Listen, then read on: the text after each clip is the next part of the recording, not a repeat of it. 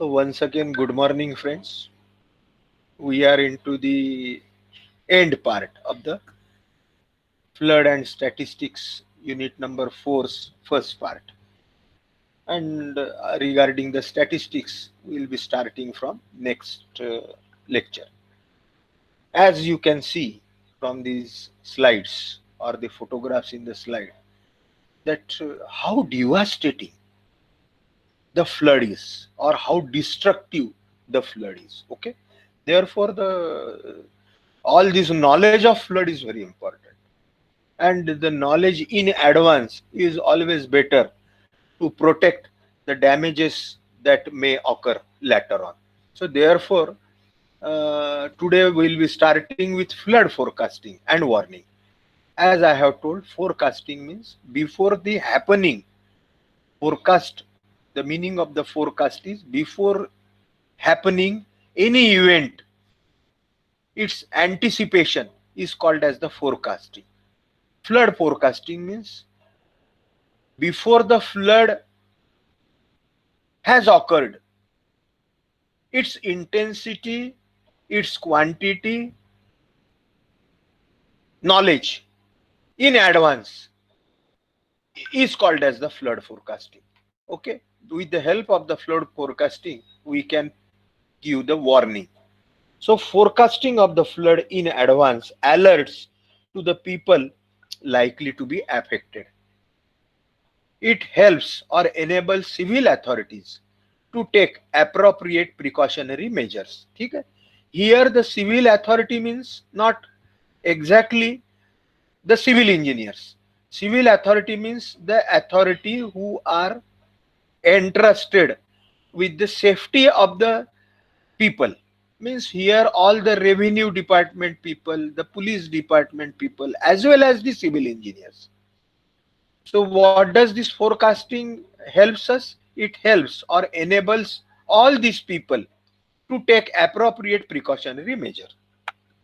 If we anticipate the quantum of the flood in advance before the flood occurs, then we can suggest the precautionary measures to be taken for the people who may suffer by the flood.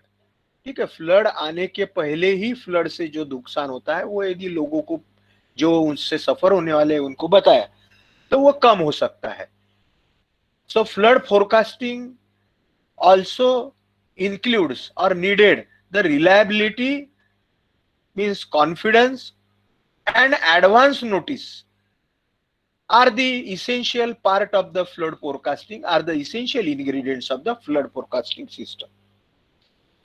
The flood forecasting system or the technique is generally broadly divided into three categories: the short range forecast, the medium range forecast, and the last is the long range forecast. We will discuss one by one. The first is the short range forecast, wherein in this the river stages has successive stations. Again, river stages means the runoff hydrograph or the depth hydrograph or the flood width, you can say, how much flood will spread. That river stages at successive stations at the various locations on the river are correlated with the hydrological parameters. Okay, so with due study of the past records, past experience of the flood earlier occurred, along with the hydrological parameters as such as the rainfall over the local area, antecedent precipitation index, and the variation of the stage at upstream base point during the travel time of flood. Means in short range forecast, यानी जो कम समय में हम forecast कर सकते हैं, यानी बिल्कुल अभी कल परसों कुछ फ्लड आना है या 4 घंटे के बाद फ्लड आना है, तो उसको हम बोलेंगे short range forecast.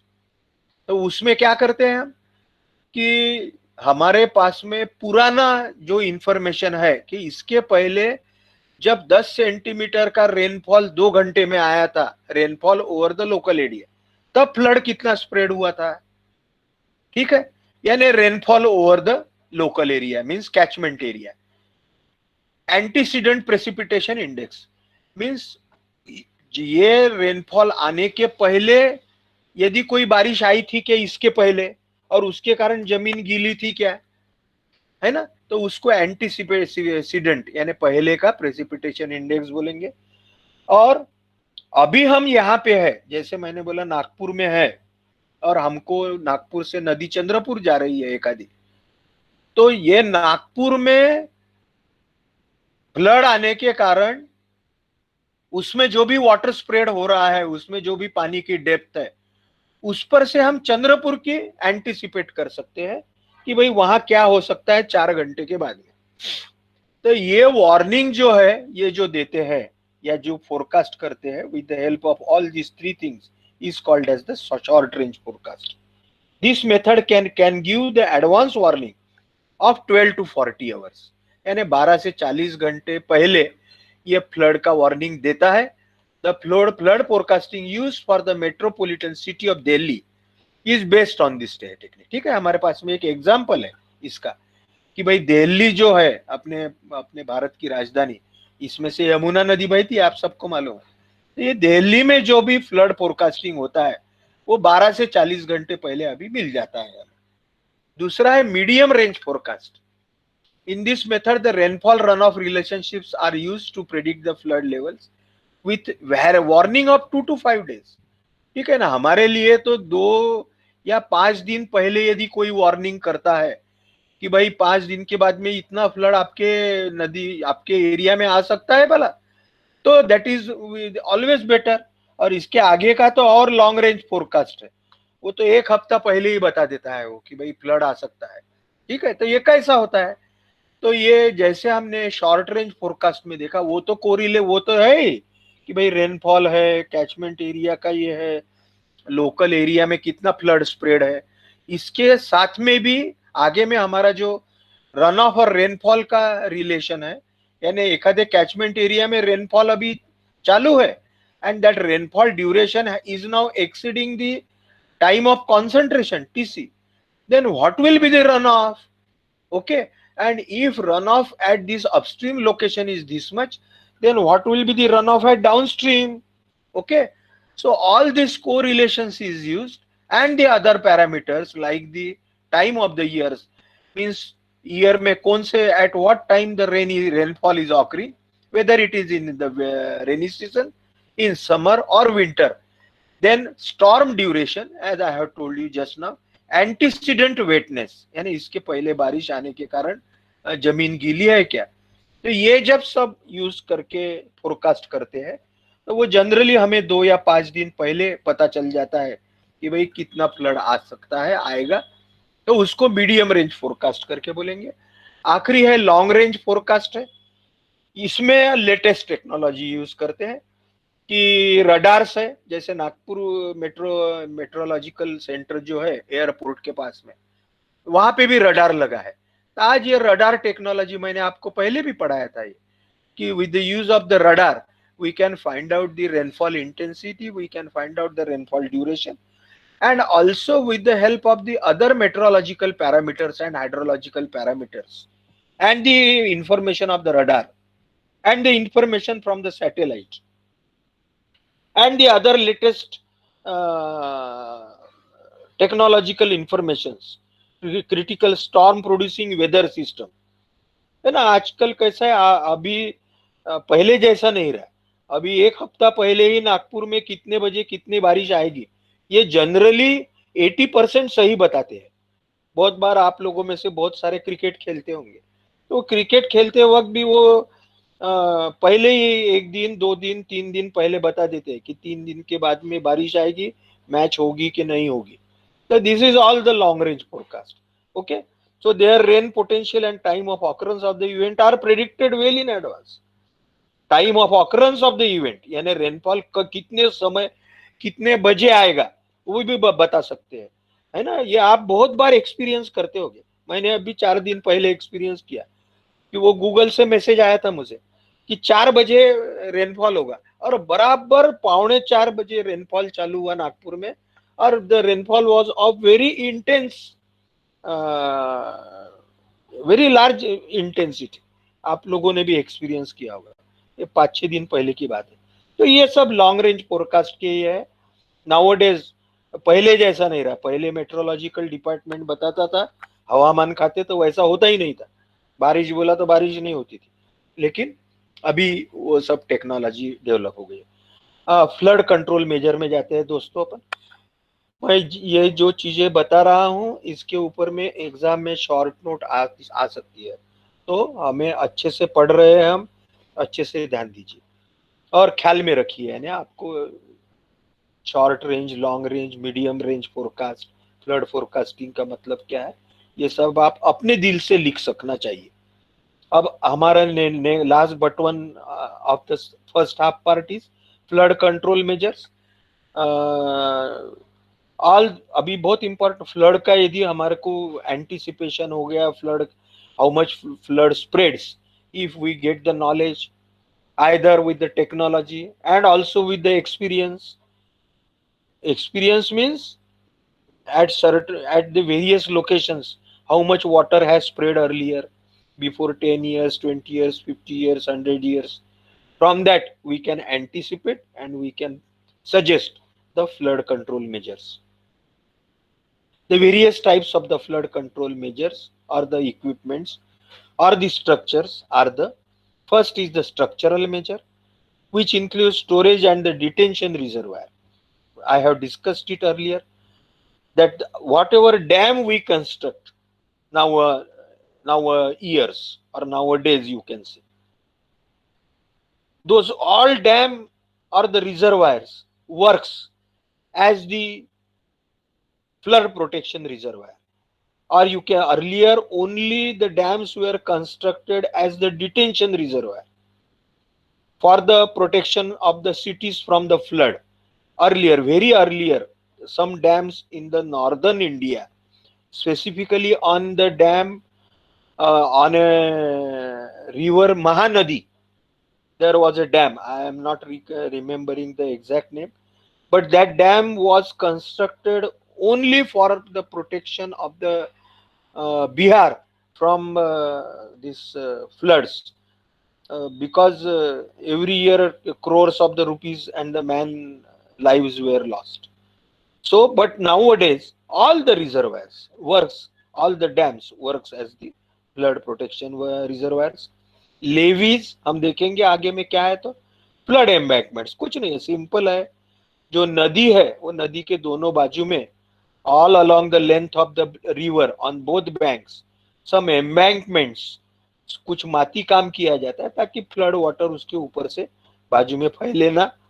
Flood veg, flood का पानी निकालने के लिए कुछ चैनल बनाना। चैनल इंप्रूवमेंट, जो नदी का अभी का सेक्शन है उसको रीसेक्शनिंग करके बड़ा करना ताकि वो फ्लड वाटर ज्यादा एब्जॉर्ब कर सके। और वाटर शेड मैनेजमेंट, ये तो बहुत इंपॉर्टेंट है। कैचमेंट एरिया जो है, कैचमेंट एरिया को वाटरशेड बोलते हैं। आज का जो जैसे रेन वाटर हार्वेस्टिंग, ये जैसा एक ब्रेड एंड बटर सब्जेक्ट है, वैसा वाटरशेड मैनेजमेंट है। बोला आप सबके ध्यान के लिए बता देता हूँ, किसी को यदि आगे में काम करना है तो ये watershed management is a very good field to work, to study and to earn the money also, क्योंकि इसमें बहुत कंसल्टेंट लगते हैं वाटरशेड मैनेजमेंट में। नॉन स्ट्रक्चरल मेथड है, उसमें फ्लड प्लेन जोनिंग है, फ्लड फोरकास्ट एंड वार्निंग है, इवैक्यूएशन एंड रीलोकेशन है, फ्लड इंश्योरेंस है एंड इमरजेंसी एक्शन प्लान है। आखिरी में हम डिस्कस करेंगे, ठीक है। डैम है पहला जो अपन ने देखा था, construction of the dam, because the dam has got the capacity to store huge quantity of the water. Okay, so therefore whatever earlier runoff due to the heavy rains that comes to the river can be stored or can be absorbed into this dam, and this dam acts as a flood absorption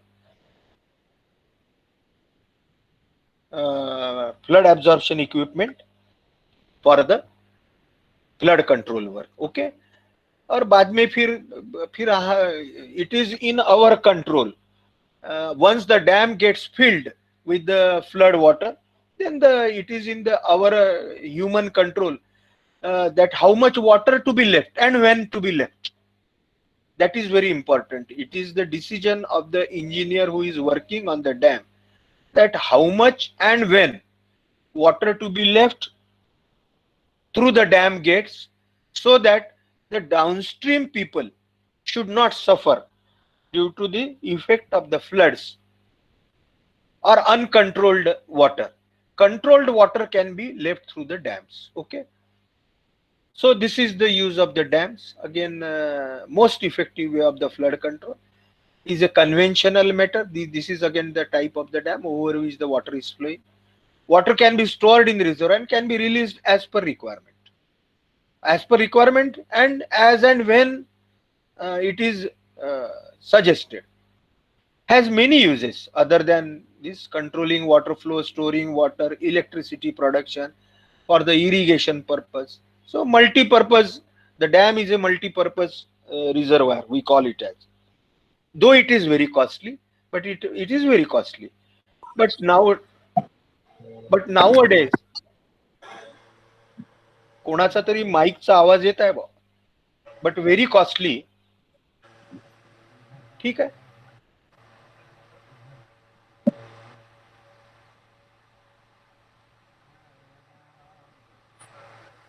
वैभव वराडेच्या माईकचा आवाज येत आहे. वैभव वराडे, वैभव वराडे आहे ना. असं ते मध्ये झालं की सगळे रेकॉर्डिंग मध्ये बिघाड येऊन जाते बरं, लक्षात ठेवा. सगळे थोडे काळजीत राहायचं. How the dam acts as a flood protection reservoir. This hydrograph we have seen earlier. This is the hydrograph, runoff hydrograph of the river before construction of the dam. Okay, so this is the peak value of the flood that was occurring before the dam was constructed. But after the dam was constructed and at the downstream of the dam, after the dam got filled with the water and the water is now let out over the spillway of the dam, there will be discharge in the river at the downstream of the dam. If we plot the hydrograph of that discharge versus time, then this hydrograph will be as has been shown here in the red color. So you can see the difference between the hydrograph. Okay, so the peak value has reduced too much. This reduction in peak value is called as the, we have seen earlier, it is the peak attenuation. Okay, I am repeating it third or fourth time. Peak attenuation. The meaning you must have got. The second is with the help of the construction of the bunds. Again, type of the dam. By constructing the bunds. Bunds are smaller than the dams. They are just obstruction or walls which are constructed across the stream. But with the help of these bunds also, we can control the flood, because the initial flood water is stored in the bund and whatever extra water that then flows over the bund. The third is the levees. As has been shown in this picture, levees are nothing but the embankment or the bunds. Okay, these are the embankment or the bunds which are constructed on both banks of the river, on both banks of the river, so that whatever flood water is there into the river will not flow over these banks. Okay, so these are called as the levees. So levees are constructed parallel to the flow of the river. ठीक है, ये दोनों side में ये जो बंड्स दिख रहे हैं, शायद आपको ये एरो आपके मोबाइल पे दिख रहा है कि नहीं मुझे समझ में नहीं आ रहा है. तो ये जो है दोनों साइड में नदी के, तो ये ऐसे जो बंड बनाए जाते हैं ताकि नदी में का पानी यदि बढ़े, फ्लड यदि डिस्चार्ज बढ़े, तो that increase should not overtop and go to the side of the river, maybe a city or maybe agriculture. तो ऐसे नदी में जो बांध बनाए जाते हैं लेकिन parallel to river, not across the river, उसको कहते हैं levees. These occur naturally or built parallel to the river flow. Levees act as a temporary storage for water during overflow of the river and stops water from crossing the river bed. ठीक है, ये यहाँ पे फिर से levies ही बताए गए हैं, लेकिन ये कंक्रीट के बनाए हैं। बिल्ड बैरियर्स और they are the levees. Again this is the stream and on the banks of the stream these are the levees, but these levees are constructed of the concrete wall. Okay, what will they do? They will not allow the excess water or the flood water to overtop this and enter to this down level portion of the river. ठीक है, बाजू में फैलेगा ना, इधर गांव वगैरह है जैसा दिख रहा है। ठीक है, तो इसको बैरियर्स या लेवीज करके बोलते हैं। या again the another type of the levees are there. ये फ्री बोर्ड इज ये लेवीज जो साइड में जो ये जैसे इधर रिवर है और यहाँ बताया गया है साइड का बंड, तो ये फ्री बोर्ड भी रखते हैं इसमें। ये फ्लड वाटर फ्लड लेवल के ऊपर में थोड़ा प्रोविजन भी रखते हैं, so that the water should not overtop the levees because the levees may be constructed of the soil, ये डैमेज हो सकते हैं, तो फ्लड इसको प्री बोर्ड भी रखते हैं। ठीक है, ये लिखा है 2 feet for agriculture etcetera. Temporary perimeter flood barriers, एखादे बार आप लेवीज जो है वो कंस्ट्रक्ट करने के बाद में उसकी ड्यूरेबिलिटी रहेगी कि नहीं, और फ्लड डिस्चार्ज बहुत ज्यादा है या नदी का ही डिस्चार्ज ओरिजिनल ज्यादा है, तो ऐसे जो बैंक्स है उसके ऊपर में ऐसे बैरियर्स या ऐसे बंधारे, लेकिन along the banks they are constructed, they are called as the flood barriers. They may be either of the wooden or they may be either of the steel plates. Okay, as has been shown here, they are completely removable barriers stabilized by applying external weights like the sandbags etc. and can be mounted quickly on flood warning. ठीक है, ये ऐसे कोई channels भी बनाए जाते हैं, जैसे ये नदी बह रही है तो यदि फ्लड वाटर है एक्सेस आता है तो कहीं तो भी उसको ऐसे गेट्स दिए जाते हैं and the excess water is being diverted through the flood channels. एक दूसरा पाथ बनाया जाता है ताकि ये ज्यादा का पानी इसमें से निकल जाए, उसको फ्लड चैनल करके बोलते हैं। Such large channels, they are like the canals. They are constructed, they made of the cement concrete, lined, they are lined from inside with the cement concrete, and they are naturally lower than the ground level, and water level is drained to proper water body. कहीं तो भी नदी एकादे तालाब में dam में छोड़ा जाता है ये पानी। Very effective in larger cities like the Los Angeles.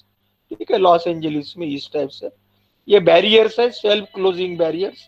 कई कई ऐसे बैरियर बनाए जाते हैं, ऑटोमेटिक ऑपरेटिंग रहता है। पानी जैसे बढ़ता है वैसे ये बैरियर्स ऊपर में जाते हैं, और ये ऊपर जाते हैं तो इसमें का पानी अंदर जाता है और ये बाजू के चैनल से वगैरह बाहर निकल जाता है। ठीक है, ये there are the benefits of the self closing barriers. Automatically operated modern method है, very simple operation and effective barriers.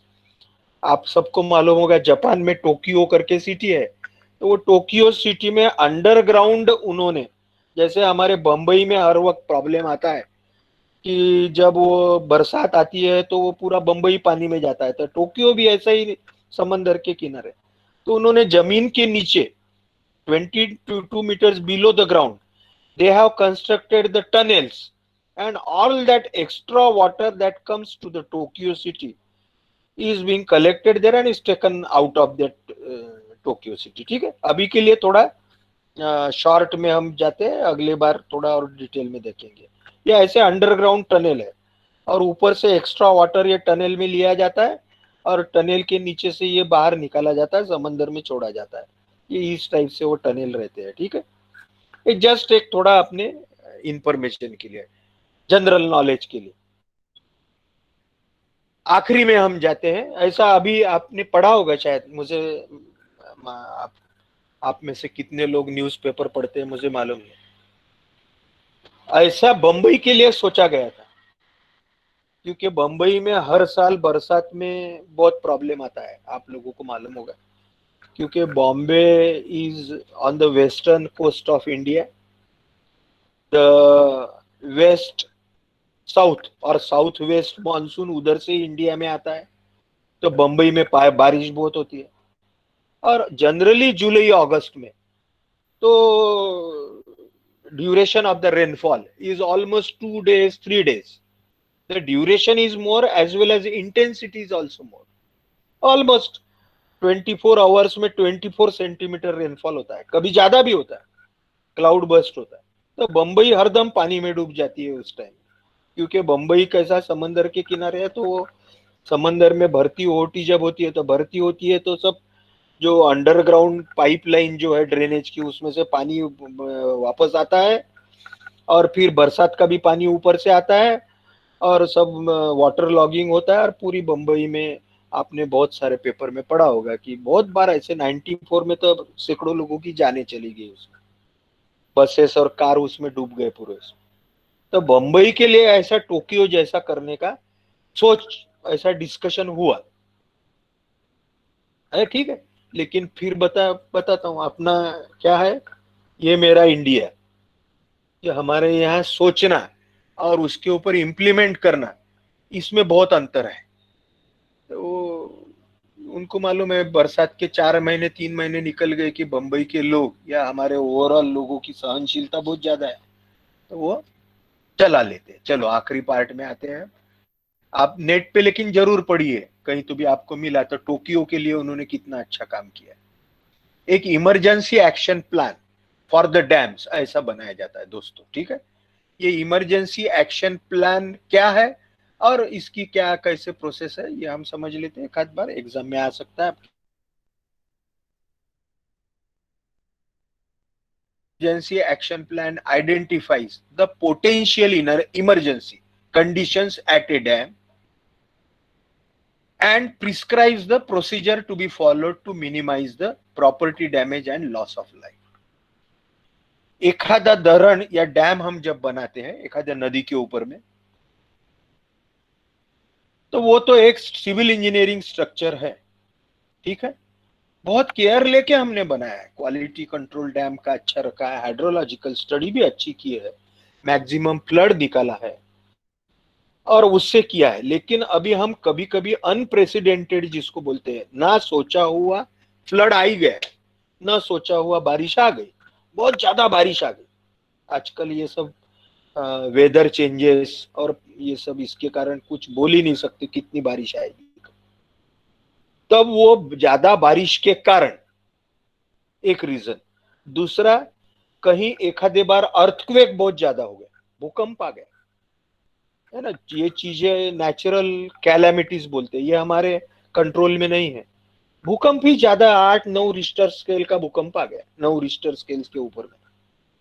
फिर भी हमारे इंडिया का जोनिंग किया है, आपको मालूम है 4 या 5 जोन है, फिर भी उसके सोचा नहीं और भूकंप आ गया, अर्थक्वेक हैज ऑकर्ड। और like this any other calamities आने के बाद में वो डैम का कुछ नुकसान हो गया, डैम फूट गया, क्रैक हो गया, तो ये इमरजेंसी एक्शन प्लान हर डैम का बनाया जाता है, ठीक है। अभी आगे में हम देखेंगे कि गवर्नमेंट ऑफ इंडिया के रूल ही है। तो ये इमरजेंसी एक्शन प्लान से हमें कौन सी इमरजेंसी आ सकती है डैम के ऊपर में, कि डैम उसके कारण, यानी वो इमरजेंसी के कारण यदि कोई डैम टूट गया फूट गया कुछ नुकसान हो गया, तो उसके कारण जो भी फिर नदी का पानी इतना हमने स्टोर किया है वो पूरा नदी में से बहेगा। और नदी को तो उतनी कैपेसिटी नहीं रहती है कि इतना जो पानी स्टोर किया है, which is more than 100 times capacity of the river, तो वो it will definitely create the floods, and this flood will damage the human and the animal and the other property, okay, and the loss of life will be there. तो ये सब पहले से study करना कि ऐसा होने के बाद में क्या हो सकता है, उसको इमरजेंसी एक्शन प्लान करके बोलते हैं। A emergency condition develops unexpectedly and may pose the danger or endangers the structural integrity of the dam and or safety of lives and properties at the dam site as well as in the areas downstream of the dam। ये हमने पहले से anticipate करना, and what immediate action is to be taken, यदि ऐसा हो गया तो हमने क्या करना चाहिए, ये पहले से प्लानिंग करना, भले ही होगा नहीं होगा कुछ बोल नहीं सकते, इसको बोलते हैं इमरजेंसी एक्शन प्लान। ये इमरजेंसी एक्शन प्लान हर प्रोजेक्ट के लिए, जैसे तोतलाडो में तोतलाडो का पेंच प्रोजेक्ट है, पारशिवनी में प्रोजेक्ट है, गोसेखुर्द प्रोजेक्ट है, और कहीं तो भी हुमन प्रोजेक्ट है, पुजारी टोला है, आपके जितने जितने भी प्रोजेक्ट है, अपना लोअर वना है और कहीं है, हर प्रोजेक्ट के लिए अलग अलग इमरजेंसी प्लान बनाया जाता है। So it is tailored to site specific condition and to the requirement of the owner agency यानी government and local emergency management authority, यानी ये जो तहसीलदार, रेवेन्यू डिपार्टमेंट और पुलिस डिपार्टमेंट, क्योंकि ये दोनों law and order situation control करने में बहुत मदद करते है ना। अभी नागपुर में बिना मास्क से आप घूम रहे हैं तो पुलिस पकड़ रही है कि नहीं, तो ये लोकल इमरजेंसी मैनेजमेंट अथॉरिटी बोलते हैं इसको, सिविल अथॉरिटी, यानी ये हो गया रेवेन्यू डिपार्टमेंट और पुलिस डिपार्टमेंट, और ओनर एजेंसी यानी इरिगेशन डिपार्टमेंट। तो ये दोनों का साथ लेके कैसा हम ये कर सकते हैं, सेफ्टी ले सकते हैं, उसको बोलते हैं इमरजेंसी एक्शन प्लान। और ये गवर्नमेंट ऑफ इंडिया का ministry of environment and forest, इनका एक ये यही है, सर्कुलर है, गवर्नमेंट रिजोल्यूशन है, ये रेफरेंस है उसका। इस हिसाब से environment protection rules in 1986 has made the disaster management plan or emergency action plan a mandatory requirement, compulsory requirement for obtaining statutory environmental clearance for all river valley places। ठीक है, हर एक के प्रोजेक्ट का अप्रूवल लेने के पहले ये emergency EAP जिसको बोलते हैं, ये इमरजेंसी एक्शन प्लान बनाना पड़ता है। क्यों बनाना पड़ता है? Why? To pre plan the coordination of the necessary action by the dam owner, that is the irrigation department or water resources department, and responsible local and the state officials, that is again the revenue and the police department। ये दोनों में यदि ऐसी emergency आ गई तो इसमें इन्होंने क्या कोऑर्डिनेशन करना चाहिए, इसके लिए again to provide the timely notification, है ना, अभी हमने फोरकास्टिंग पढ़ा, warning and evacuation in the event of emergency. Unfortunately ऐसा कोई इवेंट हो गया तो लोगों को फटाफट उठा के आइदर बाय द व्हीकल और बाय द हेलीकॉप्टर, कैसे भी इनको सेफ जगह पे ले जाना है, and to reduce the risk of loss of life and property damage. इसके लिए on the downstream, naturally dam के आजू बाजू और डैम के नीचे में, resulting from the emergency situation. इसका scope, emergency action plan is intended to help the emergency officials to save the lives, minimize damages to property and structure and inhabitations, जो भी नीचे में लोग रहते हैं, also to minimize the environmental impact in the event of flooding caused by large releases from the dam। जो भी जंगल वगैरह इसमें से एनवायरमेंट का नुकसान होगा वो कम करने के लिए, डैम फेल्यूर और in any other event that present hazardous condition. ठीक है, emergency action plan will guide the dam operation supervisory personal, जो डैम के ऊपर में काम करने वाले लोग हैं उनको गाइड करता है कि भाई पहले पता कैसे करे, आइडेंटिफाई करे, उसको मॉनिटर कैसे करे, कंट्रोल कैसे करे, उसका responding and mitigating the emergency situation, है ना। नहीं तो इमरजेंसी सिचुएशन आ गए और डर गए, ऐसा नहीं चलेगा, शांति से काम लेना है। फिर से कि अनफॉर्चुनेटली ऐसा हो जाता है तो फिर ऐसे सिचुएशन में हमारे पास में वो प्लान तैयार रहता है, वो रिकॉर्ड ही रहता है, रजिस्टर रहता है, फाइल रहता है, आजकल कंप्यूटर का जमाना है, कंप्यूटर के ऊपर रहता है और इमीडिएट उसके इससे एक्शन लेना चालू हो जाता है। It outlines who does what, does it says who does what, where, when and how, यानी किसने क्या करना चाहिए, कहां पे, कब, व्हाट क्या, वेयर कब एंड कहां पे एंड कैसे, ये सब उसमें परफेक्टली गाइडलाइन रहता है कि किसने कौन सा काम करना चाहिए ये situation in an emergency situation और unusual occurrence affecting the dam. अब इसके लिए क्या क्या डाटा हमें चाहिए इनपुट, वो है प्रोबेबल मैक्सिमम फ्लड, ये हमने पहले पढ़ा है, पीएमएफ, और स्टैंडर्ड फ्लड, और 500 to 100 years return period flood hydrograph, यानी हमारे पास में यदि पिछले 50 साल का या 100 साल का डाटा है रेनफॉल का, उस पर से हम कौन सा रेनफॉल 50 साल में रिपीट हो सकता है 100 साल में, उस पर से हम अभी पढ़ने वाले हैं इसमें गम्बेल्स मेथड से कि 500 साल में कौन सा रेनफॉल ज्यादा आएगा और फिर उस पर से रन ऑफ कितना आएगा, उसको हम पीएमएफ या स्टैंडर्ड प्रोजेक्ट फ्लड बोलेंगे। तो ये हम निकालेंगे और उस पर से हम ये ऐसा खतरा आ सकता है क्या वो पता करेंगे।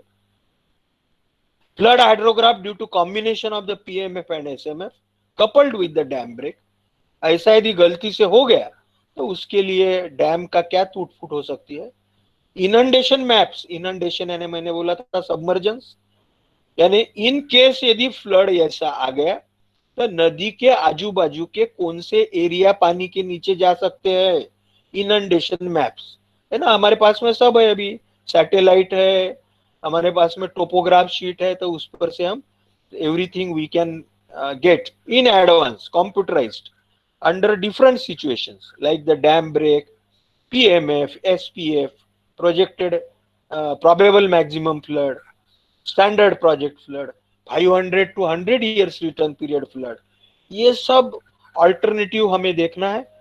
Assessment of the safe carrying capacity of the downstream channel, यानी नदी कितना ज्यादा से ज्यादा पानी अपने सेफली बहा सकती है with safe levels, assessment of potential damage to lives and properties at the dam side as well as on the downstream of the dam, assessment of reservoirs for relief and rescue measures, ठीक है, और resources, assessment of the resources for relief and rescue measures, हमारे पास में ऐसे condition में क्या है भाई, रिसोर्सेस कौन से अवेलेबल है, हम क्या कर सकते हैं। सो अब आखिरी नेक्स्ट स्टेप्स इन डेवलपमेंट का, ये सब पता डाटा मिलने के बाद में क्या स्टेप्स लेना है, emergency action plan. Okay, these are all the details I am giving you, these are from the government of India's directions और द रेगुलेशन जो है गवर्नमेंट रेगुलेशन उसमें दिया है। EAP step 1 again determine the projected maximum flood, standard projected probable flood, 500 to 100 years flood या return period flood, dam break flood profile downstream of the dam, ये सब हमें कैलकुलेट करना है। प्रिपेयर द इनंडेशन मैप यानी submergence map, कौन कौन से लेवल्स के नदी के दोनों बाजू से पानी यदि बढ़ता गया, जैसे मैंने कल आपको बोला था कि red zone, yellow zone and the green zone, ये सब आपको मार्क करना है मैप के ऊपर में, और हो सका है तो बाद में जमीन के ऊपर में भी वो एरिया में flooded areas under conditions mentioned in step 1, determine and identify those situations or triggering events that would initiate an emergency action and specify the actions to be taken and by whom, ये बिल्कुल पूरे detail उसमें instruction जैसे लगेंगे। Identify all jurisdictions, agencies and individuals who will be involved in EAP, emergency, है ना, इसमें कौन कौन से एजेंसीज रहेंगे, कहाँ तक रहेंगे, यानी मैंने बताया वैसे इसमें वाटर रिसोर्सेज डिपार्टमेंट रहेगा, इसमें रेवेन्यू डिपार्टमेंट रहेगा जो तहसीलदार और एसडीओ रहते हैं, और पुलिस डिपार्टमेंट रहेगा, वहाँ का जो भी पुलिस इंस्पेक्टर है वो एरिया का, या डीवाईएसपी है, आईजी है, and discuss the development of the emergency action plan with these parties, यानी ये जो लोग हैं इनसे पहले डिस्कस कर लीजिए। Identify primary and auxiliary communication system, both internal between person at the dam and external. All the roads, that is the in case of the emergency, कहीं कोई रास्ता बह गया, कुछ हो गया, तो आप कैसे वहां पे सेफली डैम पे भी जा सकते, और नीचे में भी कहीं डैम के नीचे में कहीं हम कैसे अप्रोच हो सकते हैं। List and prioritise all persons and entities involve in the notification process and draft the notification flow chart, यानी नोटिफाई करना है ना नीचे के जितने जो लोग गांव के लोग सफर होने वाले, वहां पे किसको कांटेक्ट करना है, वही कोई इनके कोई कांटेक्ट नंबर्स है क्या, या और कोई वायरलेस है क्या, तो उससे वो सब इन एडवांस उसका डाटा अपने पास में रखना। Developed a draft of the emergency action plan, बना लीजिए draft. Hold coordination meetings with all parties included in the notification flowchart for review and comments on the draft emergency action plan. ये draft बनाते वक्त सभी लोगों की meeting लीजिए, क्योंकि गवर्नमेंट ऑफ इंडिया अप्रूव करता है. जब डैम को अप्रूवल मिलता है एनवायरमेंट डिपार्टमेंट से गवर्नमेंट इंडिया का, तो ये ईएपी कंपलसरी है. तो ये बनाने के पहले सभी agencies, all the 3 departments, irrigation, water resources and the police, they sit together and should discuss all the eventualities and should take their cognizance. Also some non governmental experts, कोई NGOs रहते हैं इसमें काम करने वाले, make any revisions, कुछ उसमें correction करना है, obtain the necessary approval concurrences on EAP and disseminate the EAP. disseminate करना है, सबको मालूमात करना, सबको inform करना है, disseminate the EAP to those who have responsibilities under the plan. ठीक है. और बाद में फिर यदि ऐसा कहीं अनफॉर्चुनेटली ऐसा इंसिडेंस आता है तो coordinating the development of the EAP with all the participants. वही मैंने बोला, पार्टिसिपेंट कौन है? Dam owner, water resources department, revenue department जो सबसे इंपॉर्टेंट है, जो लॉ एंड ऑर्डर कंट्रोल करता है, ऐसे इमरजेंसी सिचुएशन में वो सब संभाल लेता है, और पुलिस डिपार्टमेंट, क्योंकि वो सबको उनमें उनको ये दिया है पावर कि सबको हैंडल करना. So emergency action plan must be coordinated with all these entities, jurisdictions and agencies that would be affected by the dam failure or that have statutory responsibilities for warning, evacuation and post-flood actions. Okay. So here we will be taking the break today. Next time we will be discussing the second part of this unit, that is the statistical analysis, the frequency analysis of the flood.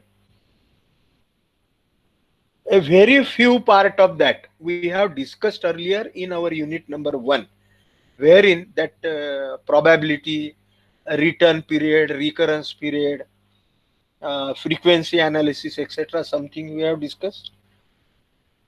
If you could revise, please come with all that revision next time. You will understand better. Otherwise, it will be, you will get bit difficult to understand at the start. Okay, so let us stop here.